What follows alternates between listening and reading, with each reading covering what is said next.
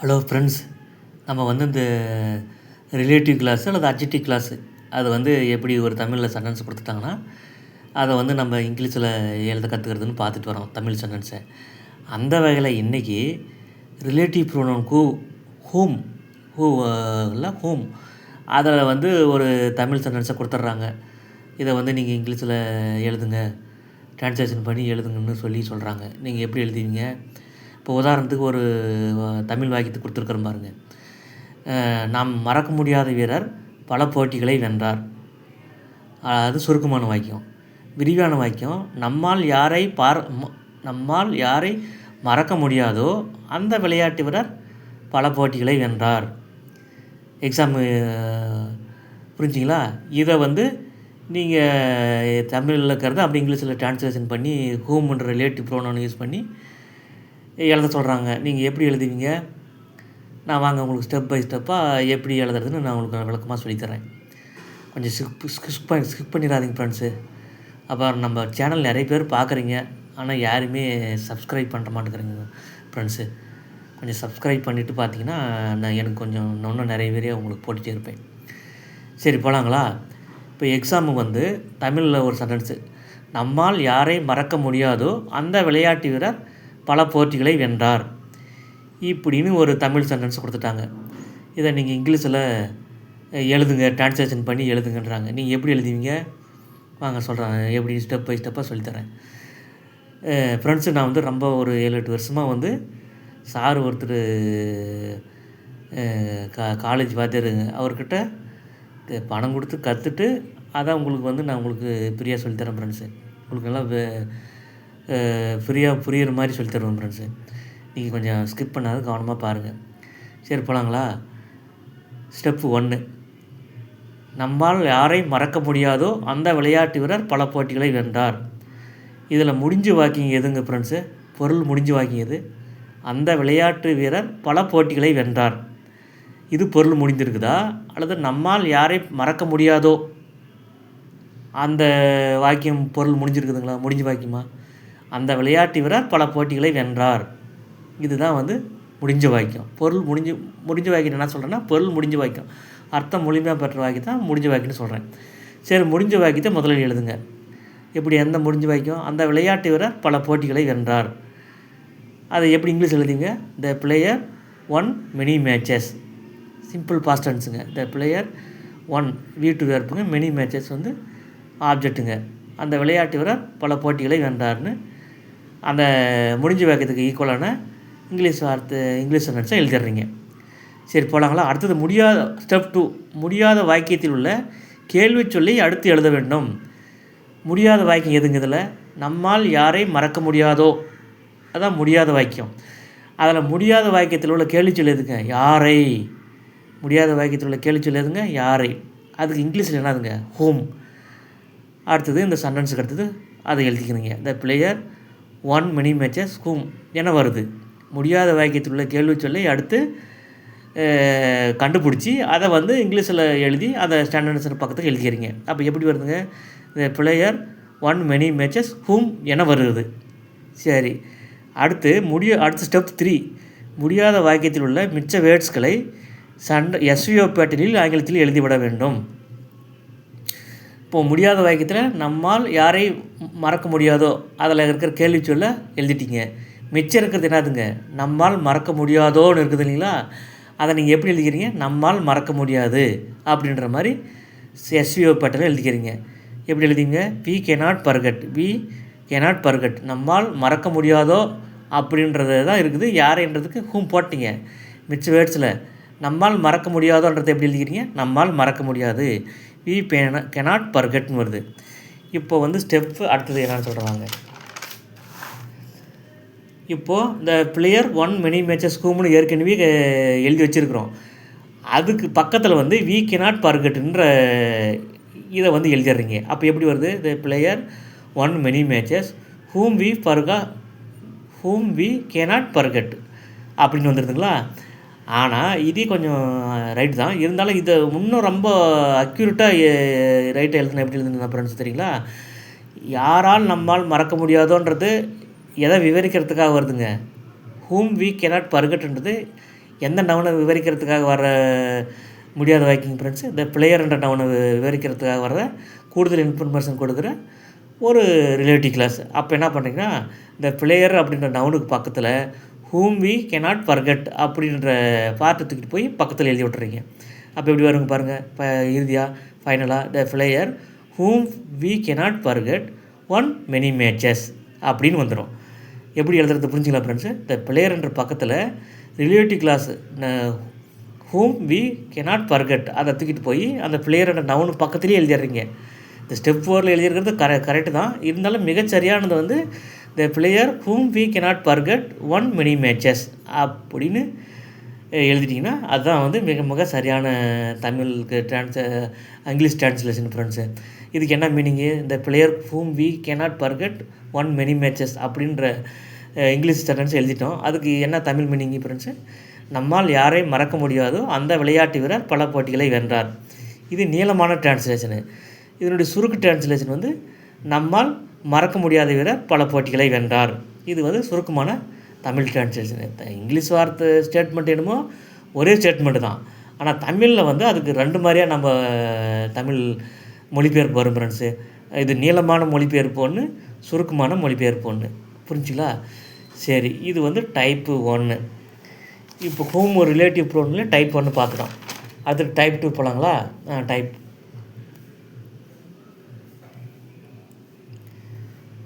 இதில் வந்து பாருங்கள், நவுனு, ஹூம் ரிலேட்டிவ் ப்ரோனவுன், சப்ஜெக்ட்டு, வெர்பு அப்படின்னு ஒரு ஃபார்முலா எழுதி போட்டுருக்கிறேன். இதெல்லாம் நீங்கள் மனசுக்குள்ளே அப்படின்னு நினச்சிக்கங்க. இதில் 2 சிம்பிள் சென்டென்ஸ் எடுத்துக்கிட்டு இங்கிலீஷில் அது 2யும் ஹூம் என்ற ரிலேட்டிவ் ப்ரோனவுனை யூஸ் பண்ணி 2 ஒன்றாக்கி காம்ப்ளெக்ஸாக மாற்றுறோம். இது ஒரு டைப் ஃப்ரெண்ட்ஸு. அதுக்கு நம்ம எடுத்துனுக்கிற 2 சிம்பிள் சென்டென்ஸ் என்னென்னா, this is the boy, I helped the boy. இப்படி 2 சிம்பிள் சென்டென்ஸ் எடுத்துக்கிறோம். அதை வந்து ஹூம் என்ற ரிலேட்டிவ் ப்ரோனவுனை யூஸ் பண்ணி காம்ப்ளெக்ஸ் சென்டென்ஸாக ஒரே சென்டென்ஸாக மாற்றுறோம். எப்படி மாற்றுறதுன்னு வாங்க நல்லா உங்களுக்கு புரியுற மாதிரி சொல்லித்தரேன். போகலாங்களா? திஸ் இஸ் த பாய், இதுக்கு என்னங்க தமிழ் அர்த்தம்? இவர் தான் அந்த பையன், அல்லது இது அந்த சிறுவன், இப்படி வச்சுக்கோங்க. ஐ helped him, I helped the பாய், நான் அந்த பையனுக்கு உதவினேன். திஸ் இஸ் த பாய், இவர் தான் அந்த சிறுவன், ஒரு simple sentence. I helped the பாய், நான் அந்த பையனுக்கு உதவினேன், இது ஒரு சிம்பிள் சென்டென்ஸு. இந்த 2 சென்டென்ஸையும் கொடுத்துட்டு இது 2 ஒன்றா சேர்த்து ரிலேட்டிவ் ப்ரோனவுன் யூஸ் பண்ணி, ஹூம்ன்ற ரிலேட்டிவ் ப்ரோனவுன் யூஸ் பண்ணி ஒரே சென்டென்ஸாக மாற்றுங்க அப்படின்னு மாற்றி எழுதி காட்டுங்க உங்களை சொல்கிறாங்க. நீங்கள் எப்படி எழுதுவீங்க? ஒன்றா எழுதுவீங்க இல்லை எப்படி மாற்றி காம்ப்ளெக்ஸ் சென்டென்ஸ் எழுதுவீங்க? வாங்க உங்களுக்கு நல்லா புரியுற மாதிரி சொல்லித்தரேன். சரி, போகலாங்களா? இதை ஒரு ரூல் இது ஃப்ரெண்ட்ஸு. பொது நபர் ஏற்கனவே சொல்லியிருக்கிறேன் பாருங்கள். இதுக்கு முன்னே வீடியோவில் பொது நபர் எப்படி கண்டுபிடிக்கிறது அப்படின்னு சொல்லி இதுக்கு முன்னே வீடியோஸ்லாம் நான் வரிச்சா சொல்லிகிட்டே தான் வரேன்.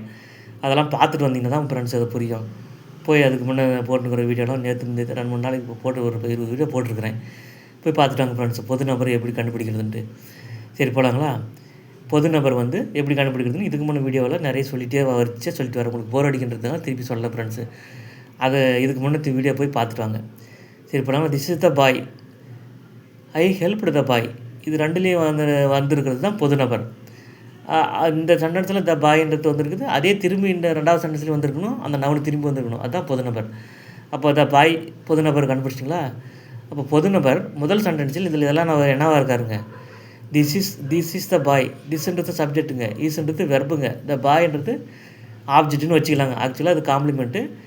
This is as subject, is verb, the boy object. Object இடத்துல பொது நபர் வந்திருக்காருங்க முதல் சென்டென்ஸில். 2வது சென்டென்ஸில் ஐ ஹெல்ப்டு த பாய், ஐன்றது சப்ஜெக்ட்டுங்க, ஹெல்ப்ன்றது வீட்டு வெர்புங்க, த பாய்ன்றது ஆப்ஜெக்ட்டுங்க. அப்போ முதல் சென்டென்ஸில் முதல் சென்டென்ஸில் ஆப்ஜெக்டாக வந்திருக்கிற பாய்ன்ற பொது நபர் 2வது சென்டென்ஸில் ஆப்ஜெக்டாக வந்திருக்காருங்க. முதல் சென்டென்ஸ்லேயும் ஆப்ஜெக்ட் தான், 2வது சென்டென்ஸ்லேயும் ஆப்ஜெக்ட் தான். புரிஞ்சுங்களா? முதல் சென்டென்ஸில் பொது நபர் ஆப்ஜெக்டாக இருக்கிறாரு இந்த டைப்பில். 2வது சென்டென்ஸ்லையும் பொது நபர் ஆப்ஜெக்டாக இருப்பார். அதை கொஞ்சம் உறுதிப்படுத்திங்க. சரி, போகலாங்களா? இப்போ அடுத்து என்ன பண்ணுறது டிப்ஸ் சொல்லியிருக்கேன் பாருங்கள். 2வது சென்டென்ஸில் உள்ள ஆப்ஜெக்டை நீக்கிவிட்டு 2வது சென்டென்ஸின் ஆரம்பத்தில் ஹூம் என்ற ரிலேட்டிவ் ப்ரோனை எழுதிவிட வேண்டும். 2வது சென்டென்ஸில் இருக்கிற த பாய் என்ற ஆப்ஜெக்டை அடிச்சுட்டு ரெண்டாவது சென்டென்ஸில் ஆரம்பத்தில் ஹூம் போட சொல்கிறேன். அப்போ எப்படி வருங்க? ஹூம் ஐ ஹெல்ப்டு அப்படின்னு வரும். வந்துருச்சிங்களா? அடுத்தது ஃபைனலாக நீங்கள் என்ன பண்ணுறீங்களா, இந்த ஹூம் ஐ ஹெல்ப்டு அப்படின்ற முழு சென்டென்ஸையும் எடுத்துகிட்டு போயிட்டு த பாய் அப்படின்ற நவுனுக்கு முதல் சென்டென்ஸ் அந்த பாய்ன்ற நவுன் இருக்குது இல்லைங்களா, அதுக்கு பக்கத்தில் போட்டுறீங்க. அப்போ எப்படி வருதுங்க? This is the bye whom I helped. புரிஞ்சுங்களா ஃப்ரெண்ட்ஸு? ரெண்டாவது சென்டென்ஸில் இருக்கிற ஆப்ஜெக்ட் த பாயையே அடிச்சிடுறீங்க. அடிச்சுட்டு அதுக்கு பதிலாக ஹூம்ன்ற ரிலேட்டிவ் ப்ரோனோன்னா ரெண்டாவது சென்டென்ஸில் ஆரம்பத்தில் போட்டுறீங்க. அப்போ எப்படி வரும்? ஹூம் ஐ ஹெல்ப்டுன்னு வரும். இந்த ஹூம் ஐ ஹெல்ப்டுன்ற ரிலேட்டிவ் கிளாஸை அட்ஜெக்டிவ் கிளாஸை தூக்கிட்டு போய் முதல் சென்டென்ஸில் இருந்த அந்த பாயை பற்றி தானே இதை சொல்ல வருது. அதனால் இந்த பாயின்ற நவுனுக்கு பக்கத்தில் இந்த ரிலேட்டிவ் கிளாஸை அட்ஜெக்டிவ் கிளாஸை எழுதிடுறீங்க. எப்படி எழுதிடுறீங்க? த பாய் ஹூம் ஐ ஹெல்ப்டு அப்படின்னு பக்கத்தில் எழுதிடுறீங்க. அப்போ கடைசியில் எப்படி வருங்க? திஸ் இஸ் த பாய் ஹூம் ஐ ஹெல்ப்டுன்னு வரும். இதுக்கு தமிழ் மீனிங் என்னங்க? இவர் தான் நான் உதவிய பையன்.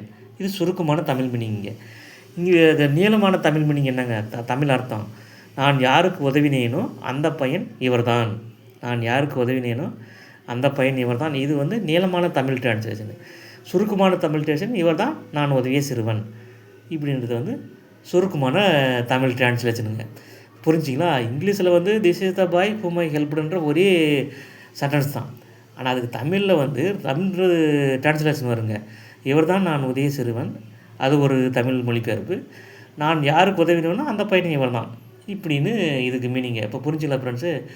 ரெண்டு சிம்பிள் சென்டென்ஸ் கொடுத்துட்டு இங்கிலீஷில் கொடுத்துட்டு அதை ஹூம் பண்ணுற ரிலேட்டிவ் ப்ரோனோன்னு யூஸ் பண்ணி ரெண்டு ஒரே சென்டென்ஸாக மாற்றி எழுதுங்கன்னா பாருங்கள், கீழே அடியில் எழுதிருக்கிறங்க பாருங்கள். This is the bye whom I helped அப்படின்னு ஒரே காம்ப்ளெக்ஸ் சென்டென்ஸாக எழுதிடலாங்க ஃப்ரெண்ட்ஸு. இது ஒரு மாடலு. சரி, அடுத்த மாடலுக்கு போகலாங்களா? அடுத்த மாடல் வாங்க ஃப்ரெண்ட்ஸ் போகலாம். இதுக்கு எக்ஸாம் கொடுத்துருக்குறோம் பாருங்கள். இதுக்கு வந்து ரெண்டு சிம்பிள் சென்டென்ஸ். இது வேறு டைப்பிங் ஃப்ரெண்ட்ஸு. ரெண்டு ஒன்றுன்னு நினச்சிக்காதீங்க. முன்ன சொல்லி கொடுத்தது இது ஒன்று நினச்சிக்காதீங்க. இது வேறு ஃப்ரெண்ட்ஸு. அந்த ஆசிரியர் ஓய்வு பெற்று விட்டார், நான் அந்த ஆசிரியை மதிக்கிறேன் இப்படின்னு ரெண்டு சிம்பிள் சென்டென்ஸ் எடுத்துக்கிறோம். இதை ரெண்டு சிம்பிள் சென்டென்ஸ் எடுத்துகிட்டு ஹூம் என்ற ரிலேட்டிவ் ப்ரோனோனை யூஸ் பண்ணி நீங்கள் காம்ப்ளெக்ஸ் சென்டென்ஸாக மாற்றி எழுதுங்கன்னு உங்களை சொல்கிறாங்க. அல்லது ஒரே ஒரு காம்ப்ளெக்ஸ் சென்டென்ஸாக மாற்றி ஒரே சென்டென்ஸாக எழுதுங்க, இணைச்சி எழுதுங்கன்னு சொல்கிறாங்க. நீங்கள் எப்படி எழுதுவீங்க? வாங்க உங்களுக்கு சொல்லித்தரேன். நான் உங்களுக்கு புரியுற மாதிரி சொல்லித்தரேன். வாங்க, மேலே ஒரு ஃபார்முலா இருக்குது பாருங்கள். அதை அப்படி மனசுக்குள்ளே நினச்சிங்க. Noun, human relative pronoun, subject verb. இந்த பேட்டர்னில் தான் நம்ம ஒரு நவுனுக்கு பதிலாக இந்த அட்ஜெக்டிவ் கிளாஸ் இந்த பேட்டர்னில் ஒட்டி வரும் அப்படின்னு நல்லா மனசில் நினச்சிங்க ஃப்ரெண்ட்ஸு. இந்த ஃபார்முலாவை மனசில் நினச்சிங்க. சரி, போடாங்களா? த டீச்சர் இஸ் ரிட்டையர்ட், அந்த ஆசிரியர் ஓய்வு பெற்று விட்டார். த டீச்சர்ன்றது சப்ஜெக்ட்டுங்க, ஈஸ்ன்றது வெர்புங்க, ரிட்டையர்டுன்றது அட்ஜெக்டிவ்ங்க. எஸ்விஓ அப்படின்னு மனசில் வச்சுங்க. இது எஸ்வி காம்ப்ளிமெண்ட் தான், எஸ்விசி தான். ஆனால் எஸ்வி1 மனசில் வச்சுங்க ஃப்ரெண்ட்ஸு. ஏன்னா இங்கிலீஷ் செக்ஷன் உங்களுக்கு எஸ்வி1 தான் ஞாபகத்தில் இருக்கும். அந்த ஆசிரியர் ஓய்வு பெற்று விட்டார். The teacher is retired. அடுத்த sentence, I respect the teacher, நான் அந்த ஆசிரியை மதிக்கிறேன். ஐன்றது சப்ஜெக்ட்டுங்க, ரெஸ்பெக்ட்ன்றது V1 வெர்புங்க. யாரை மதிக்கிறேன்? அந்த ஆசிரியரை. இது வந்து எஸ்விஓ. இது டீச்சர் இஸ் ரிட்டையர்டுன்றது இது ஒரு எஸ்விஓ மனசில் வச்சுங்க. ஐ ரெஸ்பெக்ட் த டீச்சர் இது ஒரு எஸ்விஓவா சிம்பிள் சென்டென்ஸ். ரெண்டு சிம்பிள் சென்டென்ஸ் கொடுத்துட்டோம். இதில் பாருங்கள் ஒரு ரூல். முதல் சென்டென்ஸில் பொது நபர் வந்து சப்ஜெக்டாக இருப்பார், த டீச்சர். ரெண்டாவது சென்டென்ஸில் ஆப்ஜெக்டாக இருப்பார். இதில் வந்துருக்க ரெண்டாவது சென்டென்ஸில் வந்துருக்கிற பொது நபர் வந்து ஆப்ஜெக்டாக இருப்பார். இந்த மாடலில் நீங்கள் மனசில் வச்சுக்க வேண்டியது. பொது நபர்னால் என்னன்னு சொல்லி இதுக்கு முன்னே வீடியோவில் எப்படி கண்டுபிடிக்கிறதுன்ட்டு நல்லா உங்களுக்கு புரியுற மாதிரி சொல்லியிருக்கிறேன். அதை பார்த்துட்டு வந்தீங்கன்னா தான் பண்ணிட்டு பொது நபர் எப்படி கண்டுபிடிக்கிறதுன்னு உங்களுக்கு புரியும். சரி, போகலாங்களா? ஸ்டெப் 1, ரெண்டாவது சென்டென்ஸில் பொது நபராக ஆப்ஜெக்டாக இருக்கும் இந்த டீச்சரை நீக்கிவிட்டு ரெண்டாவது சென்டென்ஸில் ஆரம்பத்தில் ஹூம் என்ற ரிலேட்டிவ் ப்ரோனவுனை எழுதிவிட வேண்டும். இப்போ அந்த ரெண்டாவது சென்டென்ஸில் அந்த டீச்சர்ன்றது தானே பொது நபர். முதல் சென்டென்ஸில் வந்துருக்கிற நவுனி ரெண்டாவது சென்டென்ஸில் திரும்பி வந்துச்சுன்னா அதுதான் பொது நபர்னு சொல்கிறேன். இப்போது முதல் சென்டென்ஸில் எது இப்போ வந்துருக்கு பொது நபர்? The teacher. அதே தான் ரெண்டாவது சென்டென்ஸில் ஆப்ஜெக்ட் இடத்துல த டீச்சர்னு வந்துருக்குது. இப்போ பொது நபர் அந்த ஆப்ஜெக்ட் அந்த டீச்சரை பொது நபரை அடிச்சுட்டு ரெண்டாவது சென்டென்ஸ் ஆரம்பத்தில் ஹூம்னு போடுறீங்க. அப்போ எப்படி வருங்க? ரெண்டாவது சென்டென்ஸ் எப்படி வருங்க? ஹூம் ஐ ரெஸ்பெக்ட்னு வருதுங்களா? இந்த ஹூம் ஐ ரெஸ்பெக்ட்ன்றதை எடுத்துகிட்டு போய் ஸ்டெப் 2 இப்போ எழுதியிருக்க பாருங்க. இதனையே அப்படியே முதல் சென்டென்ஸில் உள்ள பொது நபருக்கு அருகில் எழுதிவிட வேண்டும். ஹூம் ஐ ரெஸ்பெக்ட் அப்படின்ற ரிலேட்டிவ் கிளாஸை எடுத்துகிட்டே போயிட்டு இந்த டீச்சர்ன்ற மொதல் சென்டென்ஸில் இருக்கிற ரிலேட்டிவ் இது மொதல் சென்டென்ஸில் இருக்கிற நவுனு டீச்சர் இருக்குதுங்களா, அந்த பொது நபர் பக்கத்தில் இந்த whom I ரெஸ்பெக்ட் அப்படின்ற இங்கிலீஷ் ரிலேட்டிவ் அட்ஜெக்டிவ் கிளாஸ் எடுத்துன்னு போய் எழுதுறீங்க. எப்படி எழுதுறீங்க? த teacher whom I respect is retired அப்படின்னு வந்துடுதுங்க. இப்போ எப்படி வந்துச்சு புரிஞ்சுங்களா? இந்த வந்து இந்த டீச்சர் இஸ் ரிட்டையர்டுன்னு இருக்குதுங்களா, அந்த மொதல் சென்டென்ஸில் அந்த டீச்சர்ன்ற பொது நபரை விவரிக்கிறதுக்காக கூடுதலாக அர்த்தம் சொல்கிறதுக்கு தானே இந்த whom I ரெஸ்பெக்ட் அப்படின்ற அட்ஜெக்டிவ் கிளாஸ் நம்ம எழுதுகிறோம். அதனால் அந்த டீச்சர்ன்ற அட்ஜெக்டிவ் கிளாஸ் பக்கத்துலேயே whom I ரெஸ்பெக்ட்ன்ற அட்ஜெக்டிவ் கிளாஸை தூக்கிட்டு போய் அந்த நவுனுக்கு பக்கமாக ஒட்டி எழுதி விட்டுறோம்.